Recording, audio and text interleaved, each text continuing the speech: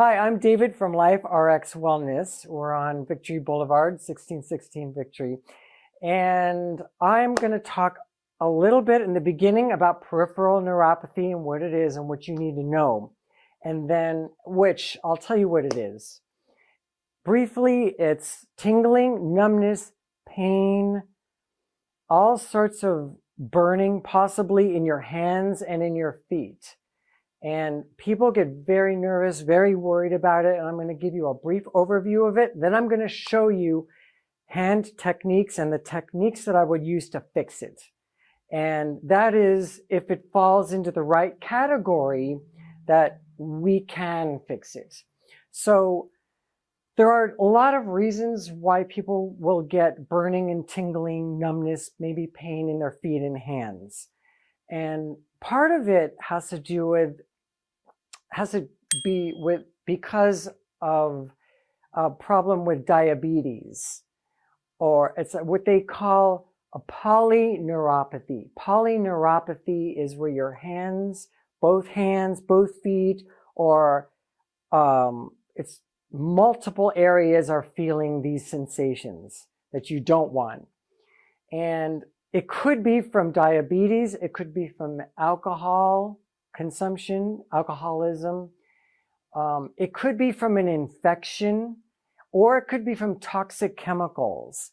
So insecticides. So the thing you need to know is that it's very, very progressive. So if in 1 day, 2 days, you start feeling a lot of burning, a lot of pain, you need to go to a doctor right away, because it's a serious condition and you can rule out any infections and medical problems that you may have. I've been doing soft tissue therapy, muscular therapy for over 2 decades. And I've had hundreds of people with pain in their hands, burning, tingling, what we call peripheral neuropathy. And there are techniques that you can do to really make a big difference. So there's the category that we can make a difference in is called mononeuropathy. Mono meaning one, where they just feel it in one area. Could be just their right hand or their left hand, or just on one side in one area. And we're going to assume that it's not coming from your spine, because if you have these problems, you should go and get it analyzed to make sure there's no damage to your spine. But many people have problems, and the problems are because the nerve from your spine leaves the spine and it goes out into the arms. That's the periphery. So the nerves coming to their hands, nerves coming down your legs, all that's peripheral nerves. So I'm going to show you a simple test for a very common problem that people may have. So if you want to know whether your burning pain, numbness pain, tingling in your hands, because I'm only going to do the upper body on this video. And if you want a second video on this and you want more, leave it in the comments that you want another video. So there are muscles in your neck called the scalenes. And these scalene muscles are right in here, and you've got 3 of them. You have an anterior front one, a middle one, and one in the back, the posterior.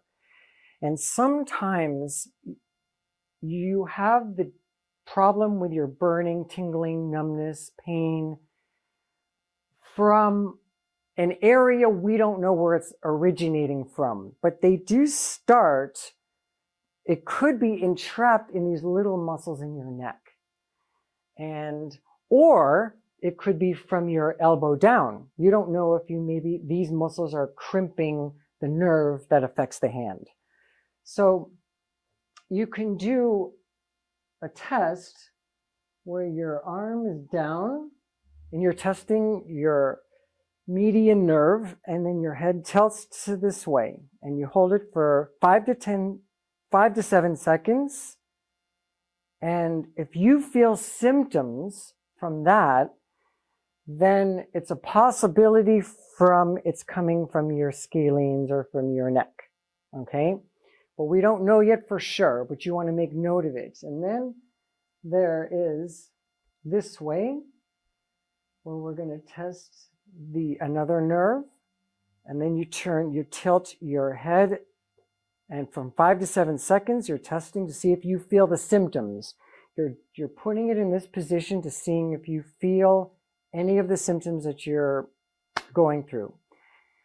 And then there's the last test to see if it's your ulnar nerve, and then you make it like this, and then you turn your head to the left also. Now, if you feel pain in those, then you can determine whether it's really coming from your neck or not. So you can do the same test. You can go like this, you do the same test, you're not against a wall, but you just bring your hand down. Do you feel the symptoms in your hand when you do this? Okay, if you don't feel the symptoms when you do this, then it means it's coming from your scalenes when you were doing this one. So we know it's coming from here. Same thing here, you angle your wrist down and you test it right here like that. And you feel, and then you turn your head to the left and you see whether you feel pain in your hand from that, or you make the okay sign and you tilt your head to the left and you see whether you're going to feel it that way. So if you don't feel it when you're doing these neutral positions and you do feel it when you're against the wall, then that shows that it's coming from your neck. They're going to be due to muscles or fascia, the soft tissues that are very hardened. So when muscles are contracted or they're too overstretched, they lean on nerves that are soft. Nerves are super soft, and when muscles are too overstretched or too contracted, they're going to put pressure on the nerve. And that pressure on the nerve triggers sensations. Now, the last thing I'll tell you technically about anything is that there are 3 kinds of nerves. There are sensory nerves, and those are the ones that you're going to feel tingling, numbness, you're going to feel pain, you can feel vibration, you could feel burning sensations. Okay? Now, there are also motor nerves, and the motor nerves are going to make you feel weak. Or you can have atrophied movement, atrophying muscles, or you also could have uncontrolled muscular movements, which is another symptom of that too. And then the third type of nerve that you've got is autonomic nerves. So if you have trouble breathing, digestion, it has to do with your organ systems and your autonomic or automatic nerve occurrences that happen in your body. But we're not dealing with any of that. We're dealing mostly with things where if we discover and figure out where muscles are leaning on the nerves, which is a huge number of cases, you can make a dramatic difference in 1-2 sessions, and they're going to love it. So I'm going to demonstrate for you how to do that.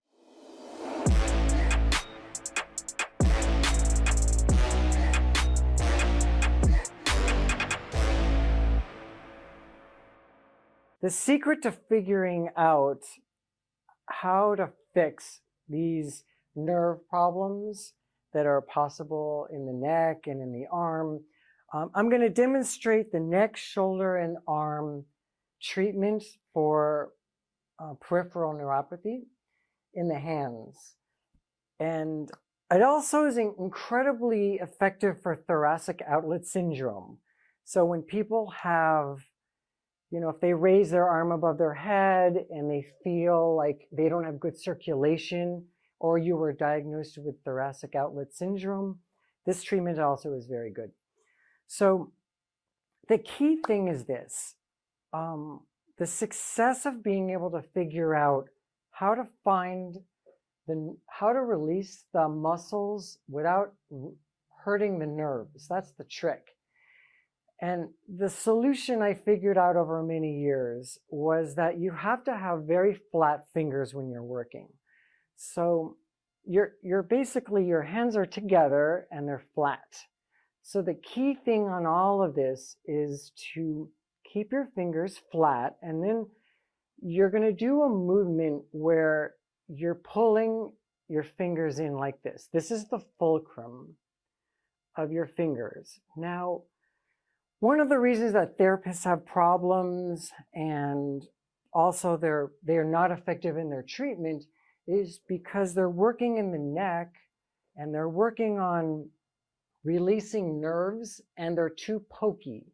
So if you can't be poking in like this, or you can't be hitting too sharp with your fingers because that could irritate the nerves very easily.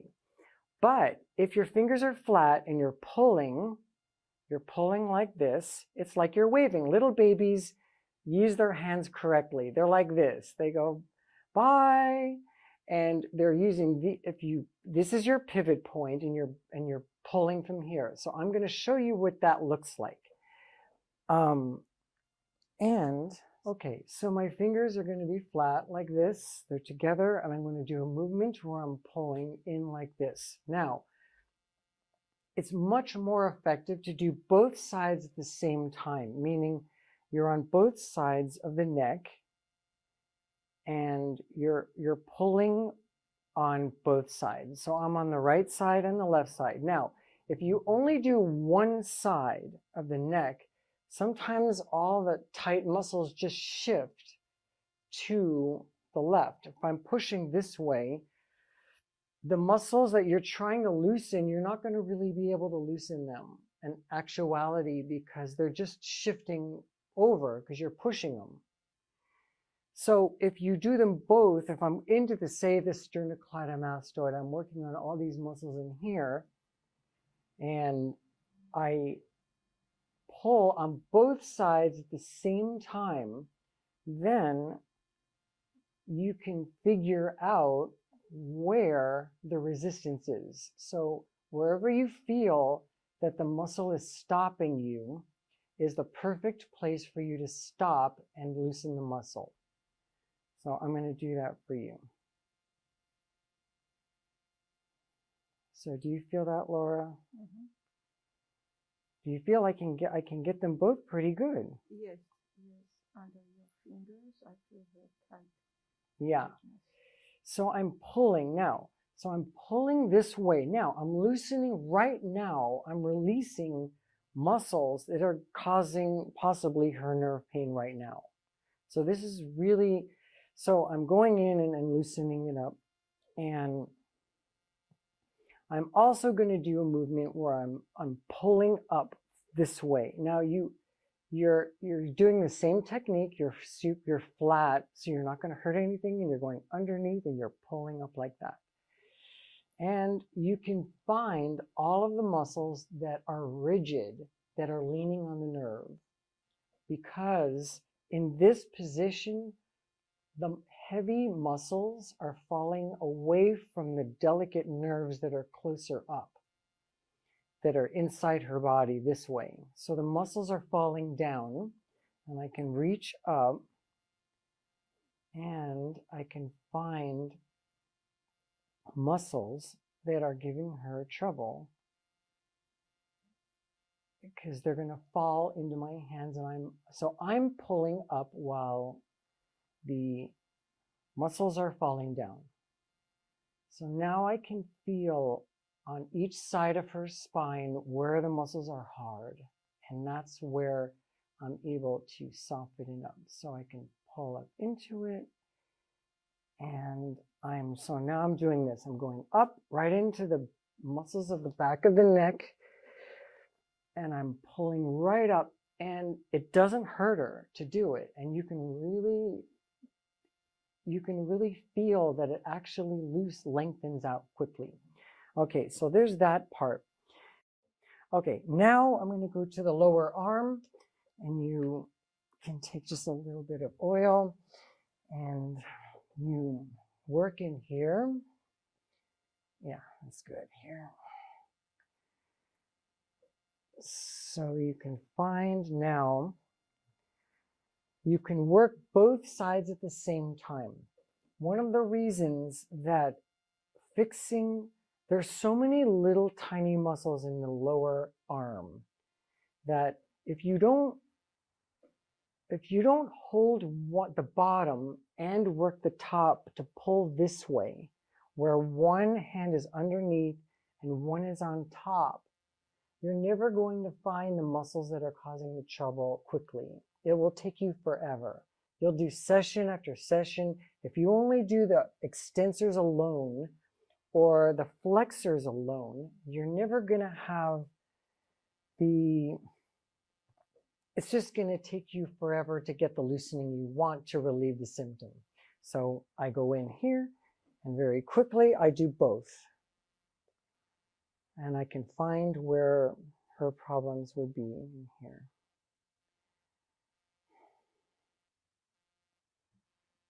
Now, how does that feel? Do you like that? So I can go in here and I can feel which part is it here. Brachioradialis, you've got all the extensors. I can work on the flexors at the same time. Same thing with the hand. You go into the hand. A lot of times people are typing and you go into the hand and you loosen up the thenar muscles. You extend the thumb and you go into the thumb and open up all of the hand. And then you've got your intrinsic hand muscles, which are muscles that start and stop that are in the hand. And then you have, these are your extrinsic hand muscles that these muscles contract and then they move your hand, but they're outside of the hand. So, but if you do some of these little muscles in the hand, you can do, a lot of relief. There's also in here your hypothenar muscle. In here, you're extending out the thumb and the fingers, and you can work in here. And then all that releases that, and also making room in your wrist in here. So that's their basic treatment.